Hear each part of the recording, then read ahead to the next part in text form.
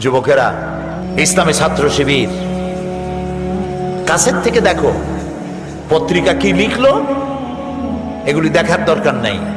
পত্রিকার লেখা কোনো ওহী না, সবটা 100% সত্য, এটাও সঠিক না। কথা ঠিক কিনা? কাছের থেকে দেখো যারা শিবির করে, গভীর রাত্রে যখন টিসি টিএস করে, রাতের বেলায় যখন তারা সভ্যদারি করে, রাত জাগে, যে দেখো শিবিরের ছেলেপেলেগুলি দর্শে হাদিস, দর্শে কোরআন, সাহাবায়ে কেরামদের ইশার ও কোরবানি ইত্যাদির উপরে আলোচনা করে, তাহাজ্জুদের নামাজ পড়ে শেষ রাত্রে কিভাবে আল্লাহর কাছে কান্দে, তাকায় দেখো। এই যৌবনকালে যারা নামাজি হয়, দিনদার হয়, আল্লাহ তাদের উপরে খুশি হয়ে যান। কারণ কোন মসজিদের মুয়াজ্জিন যদি বলে আমি ঘুষ খাই না, এ কথার কোনো দাম আছে? বলেন, আপনি তো মুয়াজ্জিন সাহেব, আপনারে ঘুষ দেবে কেনা? থানার দারোগায় যদি কয় আমি ঘুষ খাই না, এটার দাম আছে, ঠিক না?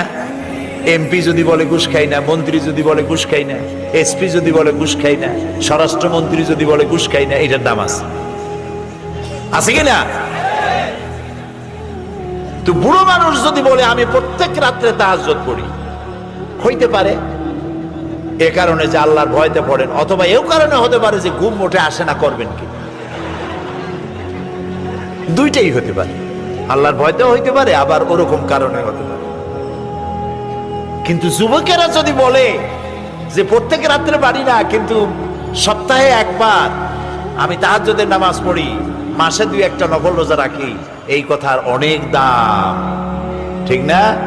যুবকের সারা রাজ্যের ঘুম এসে তাকে চেপে ধরে, শয়তান তাকে ওয়াসওয়াসা দেয়, নানান রঙিন স্বপ্ন দেখায়, এ সবগুলিকে দুপায়ে ঠেলে, টাটকা সুখ দুপায়ে ঠেলে যেসব যুবকেরা রাত্রি জেগে আল্লাহরে সেজদা দেয়, বুড়োর 1000 সেজদার চাইতে যুবকের 1 সেজদার দাম আল্লাহর কাছে অনেক বেশি। সুতরাং যুবকদেরকে চরিত্রবান হতে হবে। রাসূলুল্লাহ কত ভালোবাসতেন যুবকদেরকে, সুবহানাল্লাহ।